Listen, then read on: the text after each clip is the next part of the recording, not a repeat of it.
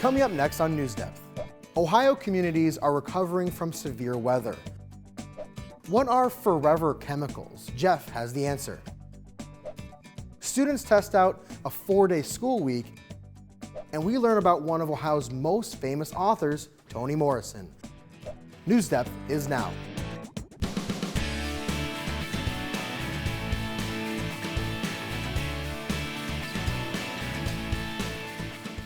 Severe weather swept through central Ohio last week, causing significant damage in the community of Bucyrus in Crawford County. Hello everybody, I'm Gabriel Kramer. Thank you for joining us. There has been extensive damage to homes and businesses, but luckily there have been no reports of injuries. Emergency crews are working with assistance from neighboring townships to aid the community. Carly Dion has the story. I think this right here was one of the most damage that we've had in years. I don't know what's going on with the weather in Ohio, but I'll take the old weather back. After severe weather made its way through central Ohio, the community of Bucyrus has a lot of cleaning up to do. I was asleep because I worked third shift, and all of a sudden my window started blowing in. I was getting soaked by rain. Next thing Matthew Bishop knew, he was watching a tree come crashing down on his and his aunt's cars. I was like, I cannot believe I just watched that tree fall, and how did it not hit me? Well, it's blowing at me, but it didn't come at me, it just landed on the car, so I'll take that. I was like, oh my God, I can't believe this actually happened. Brianna Stanfield says she wasn't at home at the time, but she couldn't believe the damage she saw when she returned. Family Dollar sign ended up actually just a couple houses down. The Family Dollar, located about a few hundred feet away from their home. Here you could see windows shattered and the roof caved in. I heard thunder, wind, maybe I heard a little crashing. Stephen Kendall says he was at home at the time with his 7 kids. He kept watch while his family stayed in the basement until they saw the storm had cleared. I told all my kids, we're alive, and we came out screaming to everybody that we were alive and we made it, because we're happy that we made it. Bucyrus Fire Chief Chad Schwemley says so far they've received no reports of injuries. We've got a house that's been moved off its foundation. There's several roofs that have been removed. There's been a couple walls collapse on a brick building down the road here. He says his crews have been doing what they can to help out the community, as many are still without power. We've had assistance from, I believe, 4 townships. We're in the process right now of getting a couple light towers to bring in town because it's pretty dark out there right now. Thank you, Carly. Our state is not the only one facing severe weather. Parts of Hawaii are flooded after severe rains hit the Honolulu area last week. No mandatory evacuations were ordered, but some residents did have to seek shelter. Eddie Dowd reports. It was the last thing residents on the Garden Isle wanted to see on Sunday. Heavy rains hitting the island for the second time in less than a week. The day before, some areas of the island remained saturated with large puddles of water left by heavy rainfall Thursday into Friday. It's not going to take much. It's just going to take a persistent rain for the streams to go up. But luckily, that heavy rain has kind of moved on. The Castissimo Ohana spent days cleaning up their home in Kaloa after it flooded early Friday. Maybe right here on the car, so about waist high. On Sunday, they were preparing for another potential flood, moving personal possessions to higher ground and staying with nearby family as a precaution. The water did rise, but it didn't hit the house. We were just hoping whatever we did bring outside wasn't going to float away again. The State Department of Transportation says it's still on track to get a vital bridge in Wailua back open by Monday, despite the additional rain. Now that system is moving through Oahu. The National Weather Service says with this system, flooding concerns are focused in Honolulu. Focused over the urban core, so it doesn't take as much to flood, on say in Metro Honolulu than it does, for areas that are more covered with trees and grassland. Honolulu Emergency Management says it started preparing last week for this system. We saw some potential for heavy rains over the weekend, so we actually had crews go out, check some of our problematic areas, some of the streams, and take action where they can, opening up the stream mouths in some of the areas to mitigate flooding. Thank you, Eddie. Other parts of the world are also facing issues with precipitation. Precipitation is any kind of weather condition where water falls from the sky. This includes rain, snow, hail, and sleet. Dubai in the United Arab Emirates is experiencing the heaviest rainfalls it's seen in 75 years, while back in North America, Mexico is still in the middle of a drought. Dubai experienced unprecedented rainfall with around 4 inches falling in just 12 hours, equivalent to its annual average. The rain caused widespread flooding, trapping people in their homes and overwhelming the city's infrastructure.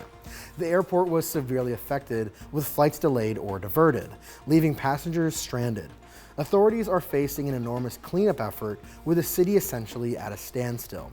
While in Mexico, a popular lake in central Mexico that is a major tourist destination is drying up due to drought, deforestation, and the theft of its water. Lake Pátzcuaro has lost more than half of its volume since authorities started tracking its falling water levels. The local government blames environmental factors and the illicit siphoning off of the lake's water. On more environmental news, a recent UN analysis found the amount of electronic waste generated globally is growing 5 times faster than it can be recycled. This electronic waste includes cell phones, busted TVs, and washed-up washing machines. This can lead to a host of environmental health and climate concerns. Michael Yoshida digs into the issue and offers some helpful tips on how you can safely dispose of old phones, tablets, and other gadgets. Global electronic waste, or e-waste, has reached record highs. Some 68.3 million tons in 2022 alone, according to a recent United Nations report. That's equivalent to the weight of over 100,000 of the world's largest passenger aircrafts. If you put them together, that's enough to form an unbroken queue from New York to Athens, 5,000 miles. As the world becomes more reliant on electronics, the recycling of gadgets and appliances is not keeping pace, something experts are hoping will change with more awareness. Better managing e-waste means better health. Health for the planet, but also health for ourselves, because a lot of the components in e-waste can be very toxic to humans. Along with environmental and health reasons to recycle, there's a big money incentive too. E-waste often contains rare earth metals. If we had been able to reuse and collect all what is in e-waste, we could have generated over $91 billion in value just in 2022. So how can you safely recycle your e-waste or give it a second life? Experts say if the gadget is old but still working, see if a friend or a family member wants it. Another option, see if you can trade it in for a new device or credit. And if you do choose to get rid of your item, make sure it goes to a certified recycler. Thank you, Michael. Last week, we wanted to know what are some of the efforts you do to reduce, reuse, and recycle. Let's check out the significant impact individuals have on the environment by opening up our inbox. Mason from Ella Candovan Elementary in Medina, that's where I went, starts us off with, Dear NewsDepth, my family and I have 4 bins, 1 for reduce, 1 for reuse, 1 for recycle, and 1 for trash. And that's how we reuse, reduce, and recycle. Say hi to Newshound for me. You hear that one, Newshound? Caleb from Melridge Elementary in Painesville tells us about making crafts with reusable materials. Dear NewsDepth, my teacher had a friend that teaches recycling, and she makes arts and crafts about reduce, reuse, recycling, and it's really fun. Sadie from Parkside Elementary School in Concord gave us a few tips for the 3 R's. Dear NewsDepth, to reduce when we get presents that are in bags, we save them to reuse. And to reduce paper in my class, we put all the unused paper worksheet aside and my teacher takes them to the recycling plant. To reduce garbage, I made a juice pouch wallet and I hope the 3 R's spread around my school. Michael from Bath Elementary School in Bath likes composting. The way I reduce, reuse, and recycle is using extra food that we don't eat and putting it in the compost. Then we use the compost for our garden in the spring. We also recycle all of the plastic and metal that we don't use anymore. I also pick up any trash that is in my neighborhood and recycle it. That's how I reduce, reuse, and recycle. And Lucas from Lowell Elementary in Lowell takes the environmental duty very seriously. Personally, I volunteer to pick up trash around the neighborhood. I do not have trash cans. I only use recyclable paper products and stuff of that nature. Thank you all for being environmentally friendly and telling us all about it. Here at NewsDepth headquarters, science is our favorite subject. We love looking at the stars, working with robots, and using engineering skills to build things and solve problems. The 5th grade at Chardon Hills STEM School in Euclid are just like us. They invited us to visit them and they told us all about their school-wide STEM day. STEM, of course, stands for science, technology, engineering, and math. Annabella told us that the 5th graders all hosted learning stations throughout the day, and the younger students visited each station to explore different STEM challenges. Julius was excited about his station. He told us that at his station, the students got to build Mars rovers out of clothespins and popsicle sticks. Julius shared that his station was pretty challenging, but he was really proud of how hard his younger schoolmates worked. Taylor's station was all about space science. At her station, the students had to make models of constellations out of pipe cleaners and beads. She told us that she learned how helpful it is to have examples to show the students. Most of the students at her station made small models of the Little Dipper. Jernell's station was all about Legos and building things. He told us that one of the best parts of the day was when the younger students were successful. It made him really proud to see their hard work pay off.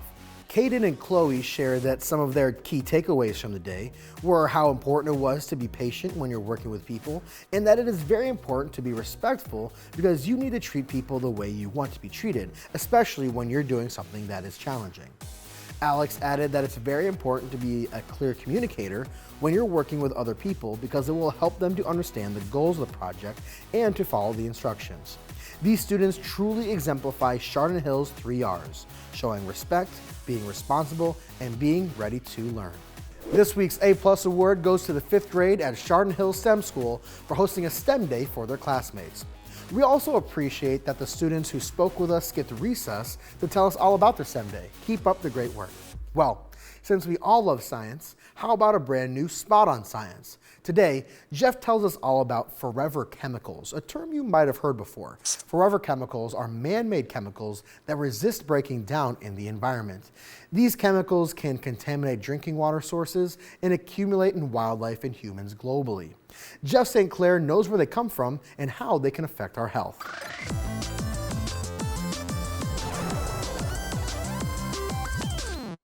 Our world is full of man-made chemicals that can impact our health. One type that's been getting a lot of attention are known as forever chemicals because they never break down in the environment. Health experts are worried about forever chemicals, not only because they last forever, but they're found everywhere. They're showing up in animals and people all over the world. In fact, experts believe nearly every person on the planet has some amount of forever chemicals in their blood. How do they get there? Forever chemicals have another name. It's perfluoroalkyl substances, or PFAS. They have the ability to repel both water and oil, which makes them very useful in a lot of products. PFAS are used in nonstick skillets, lots of waterproof clothing brands, stain-resistant fabrics, fast food wrappers, even certain types of dental floss. Some makeup, especially long-lasting and waterproof brands, also contain PFAS. Around half our drinking water sources are contaminated with PFAS chemicals. Many local fish are loaded with them. What worries experts most is that these chemicals are so widespread and they can cause health problems in people. Studies have shown levels of PFAS can cause problems with our liver, kidneys, thyroid glands, and digestive systems. One type of PFAS is known to cause cancer. In the levels most people have in their bodies, PFAS can cause high cholesterol in kids and adults. The fact is, we don't really know all the problems these chemicals can cause, just that forever chemicals are everywhere. The best way to avoid them is to pay attention to the kind of products you use and try to learn more about which ones are safe and which ones to avoid. Thanks for that tip, Jeff. Now, this school year is almost over, and while we are all looking forward to a great summer, some students in Baton Rouge, Louisiana are already excited about starting school in the fall. That's because they are switching to a 4-day school week. Administrators think it'll make them more engaged, well-rounded, and better performers. Gabriela Mercurio explains. Like many school districts nationwide, Baker School Superintendent J.T. Stroder says they've had some issues with students bouncing back from the pandemic. There just seemed to be this lack of interest, lack of effort applied towards academics, showing up to school, behavior seemed a little worse. And principal of Baker High School, Dr. Candace Russell, says they've been trying to make some changes. Concentrated on this year was creating a culture, changing the culture here at Baker High School, and that includes changing the behavior as well as academics. But a new idea might just be the trick. Stroder's working on implementing a 4-day school week for the district's juniors and seniors next year. He believes they'll see improvements in students all around if they're only in school from Monday through Thursday. And juniors like Kennedy Alexander and Xavier Love believe it'll give them more time to balance school and sports. I feel like it'll be an amazing opportunity for a lot of the kids in my grade, especially because a lot of us have jobs. A lot of us, we participate in after-school activities, and I feel like it's an amazing incentive. It gives me more time to prepare, for football games on a Friday night, and, just letting go all that stress with school, give me more time to study, do homework and stuff like that. Love thinks it'll also better prepare them for college, too. I know in college, you got your own schedule, you on your own, basically, so having a 4-day week, it'll really prepare me for the next level. But Stroder says there are some requirements for the program. They would have to meet an attendance criteria, a behavior criteria, elite performance criteria, a GPA criteria. For those juniors and seniors who don't initially meet the requirements, they're not ruled out just yet. Russell says students will get help and be reevaluated for the program each semester. We will use our Fridays to help students, to use them to do some preparation for their ACT testing, for their LEAP assessments, and so forth. Thank you, Gabriella. A 4-day work week is also something some employers are starting to consider. A police department in Colorado is trying a 4-day work week. Employees are on the clock for just 32 hours a week, but they still get paid for 40. As Erica Hill tells us, it's an effort to promote a better work-life balance and give workers more flexibility. Sometimes it's hard to adjust to a new schedule, but this was actually really easy to adjust to. Until July, Sergeant Stephanie Sipes worked 4 10-hour days every week. 9 Victor 4 area check. Now it's 4 8-hour days. 32 hours of work, but she's still paid for a full 40. I just get to be the best version of myself every single day. And part of that is that I'm filling my cup at home. It's not just Sergeant Sipes. Every employee at the Golden, Colorado Police Department is also working fewer hours. All right, let me get you transferred. Hold on just one moment. Those compressed work weeks are part of a 6-month pilot for the department, which, if it goes well, could expand to all city employees. They have such a diversity of types of jobs. So they've got folks that are out in the field that are covering 24/7, 365. They've got office personnel, they've got sworn people. And so it was a good, I'll say, microcosm of the city as a whole. Was there any resistance initially? Yeah, and we really talked through that to explain that we're not expecting people to work less. We're asking them to work fewer hours, but we're asking them to get the same or more done. To achieve that goal, overlap between shifts has been reduced. Meetings are shorter and more focused, but staffing levels haven't changed. While squeezing everything into just 4 days felt daunting at first, crime scene investigator Latara Durand quickly found her stride. Professionally, I feel like I'm driven more. Personally, I've got 4 kids and a husband and 2 dogs. Now I'm able to go to my kids' recitals. I've got cheerleaders. It's benefited me all the way around. Happier employees, but what about the community? Serving the city of more than 20,000 is still the department's top priority. So far, those findings are also encouraging, including a boost in call response times. We just did a 3-month check-in with the community, and there was essentially no negative feedback, no concerns. Thank you, Erica. That brings us to our poll for the week. How long do you think a work week or school week should be? Jump over to our poll page online to cast your vote. You can choose between 3 days, 4 days, 5 days, or 6 days. And come back next week to see how many of your peers agree or disagree with you. But for now, let's check out the results of our last poll. We asked you which one of the 83 parks around the Buckeye State would you most like to visit? The top answer, no surprise here, is all of them, with 32% of the votes. About 27% of you said you wanted to visit a different park from our options. I would love to hear what some of those favorite parks are. 23% of you voted for Hocking Hills State Park. 14% of you said you actually wanted to go to Cuyahoga Valley National Park. And 4% of you voted for Malabar Farm State Park. Thank you all for voting as always. Now let's get back to the news. 4-year-old Brian Patrick finished writing his first book and now aims for the Guinness Book of World Records title of World's Youngest Author. Brian's book is about his favorite topic, letters.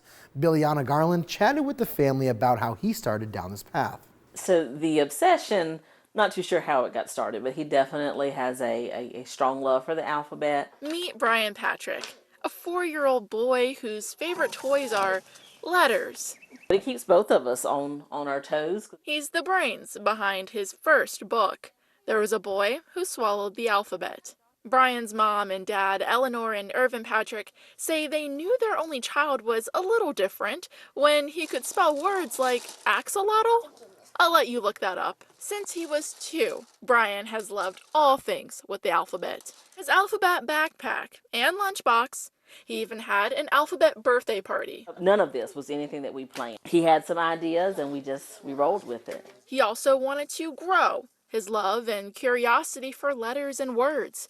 So, like any other 4-year-old would do, he actually grew them in his backyard, the alphabet garden. For every letter, there's a plant.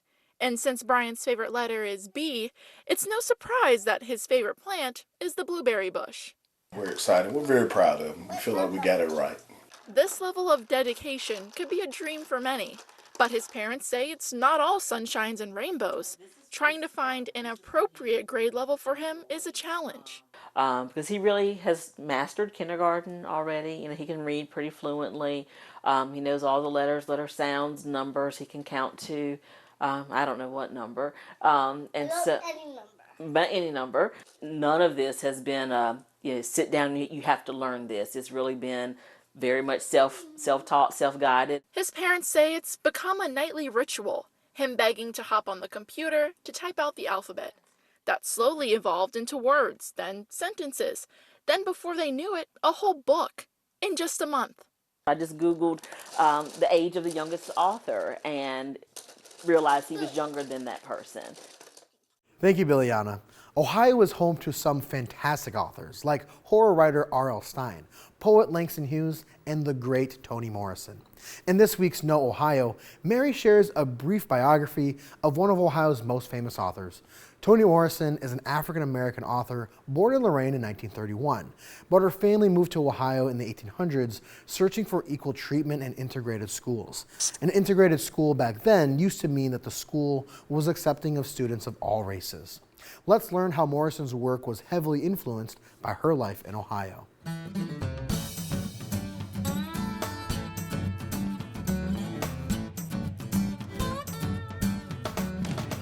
As early as the 1800s, Ohio was regarded as a place where African Americans found, for the most part, equal treatment.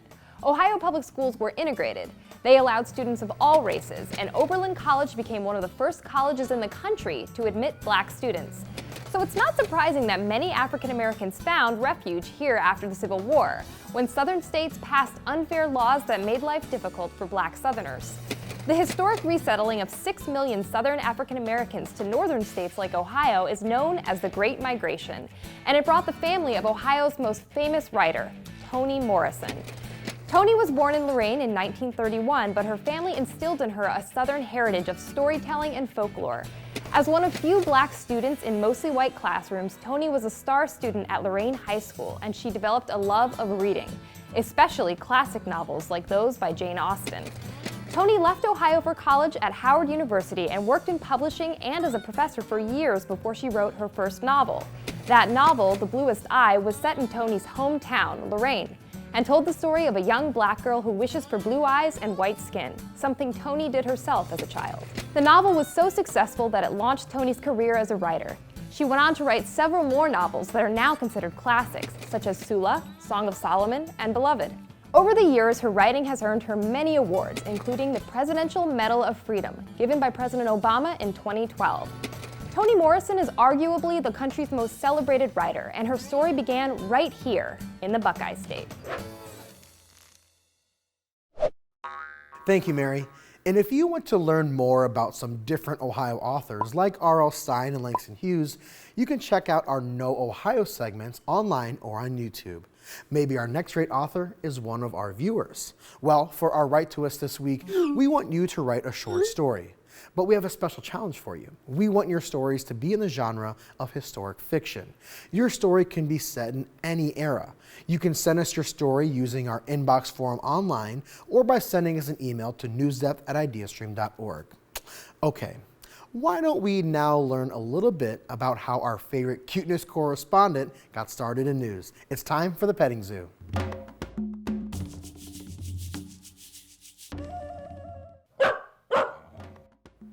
Hi Newshound, some of our viewers and I want to get to know you a little bit more. Tell me, how did you get into journalism? Oh, okay. You wanted to be a reporter to tell stories about cool animals. You must just be an animal guy. So what cool animal did you find today? Wow, a story about service dogs that encourage kids in Indianapolis to read. To check out the complete story, click the Petting Zoo button on this episode's page. Thanks as always, Newshound. And that's a wrap for today. But you can keep the conversation going, and there are plenty of ways for you to stay in touch with us. You can write to us. We're at 1375 Euclid Avenue, Cleveland, Ohio. Our zip code here is 44115. Or you can send us an email to newsdepth@ideastream.org. Plus, you can catch all of our special segments on YouTube. Hit subscribe if you're old enough so you don't miss out on any of our new videos. Thanks for joining us. I'm Gabriel Kramer. We'll see you right back here next week.